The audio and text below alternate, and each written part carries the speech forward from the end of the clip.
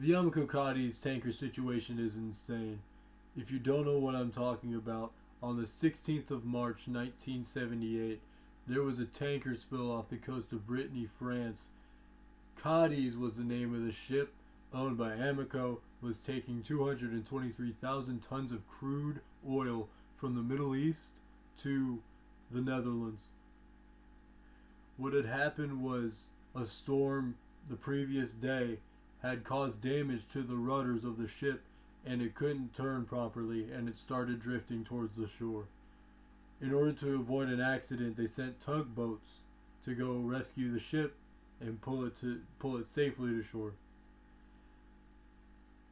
During the towing process, the ship struck rocks in a sound, and it broke the hull, spilling all 223,000 tons of crude oil into the waters off the coast of Brittany, France.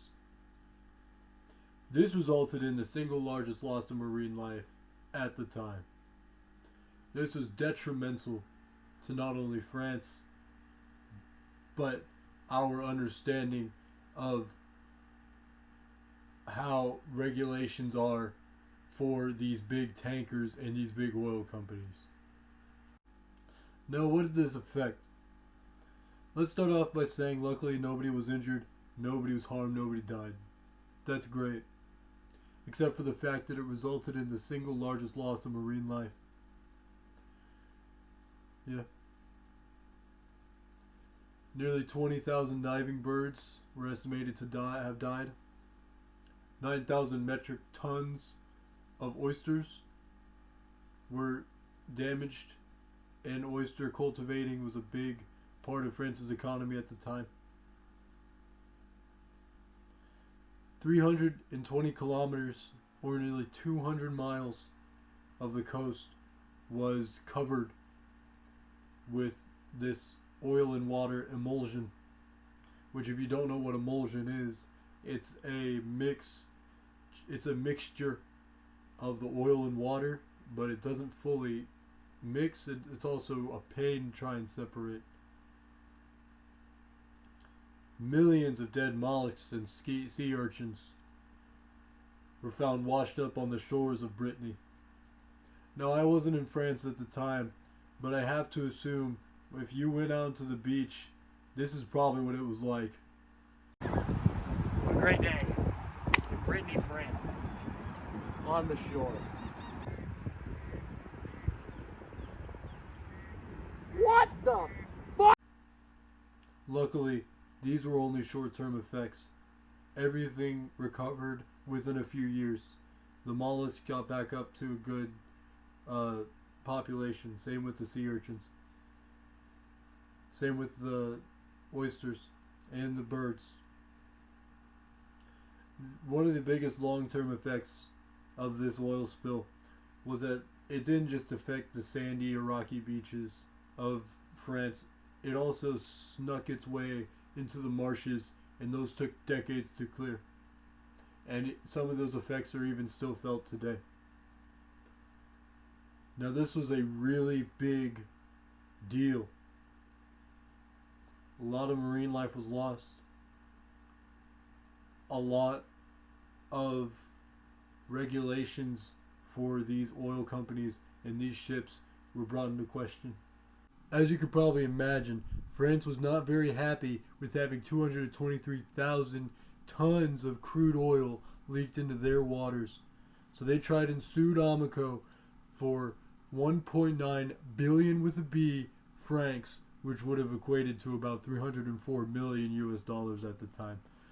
Amoco, though, denied these claims, saying that they could not be held responsible for the weather breaking the rudder, causing them to have to get towed and then hitting the rocks. So nothing happened. They escaped consequence.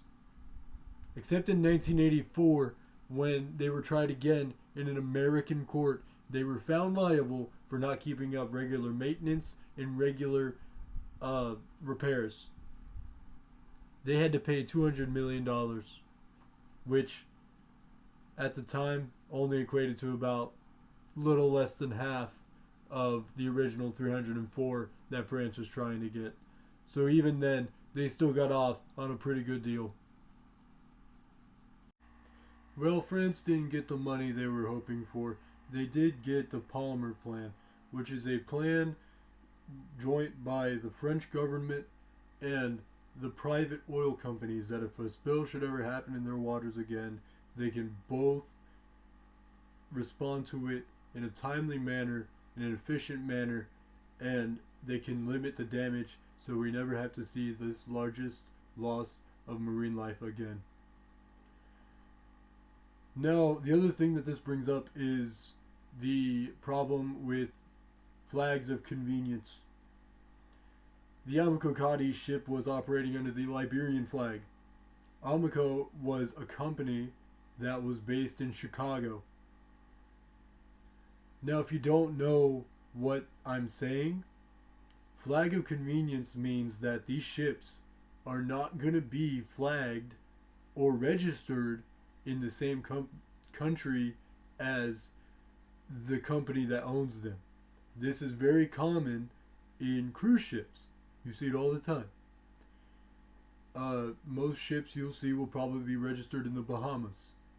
That's because they have looser regulations on labor, safety, other standards. Same thing with Liberia and Amoco.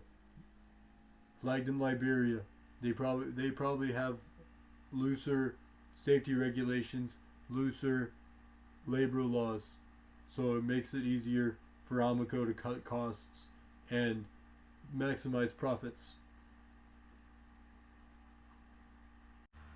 Now, before I give my final thoughts, I just wanted to say that the cleanup efforts on behalf of France were not bad. Even in less than ideal conditions, they still sent crews out to the middle of the ocean to try and, one, disperse, and two, sink the oil down into the water so that it wouldn't affect the beaches as much, though it did already affect nearly 200 miles, remember, and also resulted in the biggest loss of marine life at the time.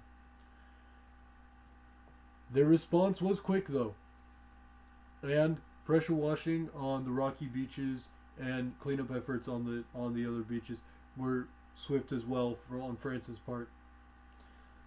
Though I think we need to hold these companies responsible, especially the fact that it took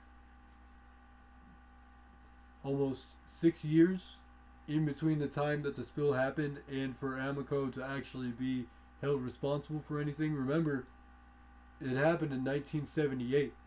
They didn't pay any money until 1984. We haven't really learned much in terms of regulations on these oil companies, especially punishing these companies for using flags of convenience. Now you're up to date on what happened just off the coast of Brittany, France. The Amoco Cadiz tanker spill.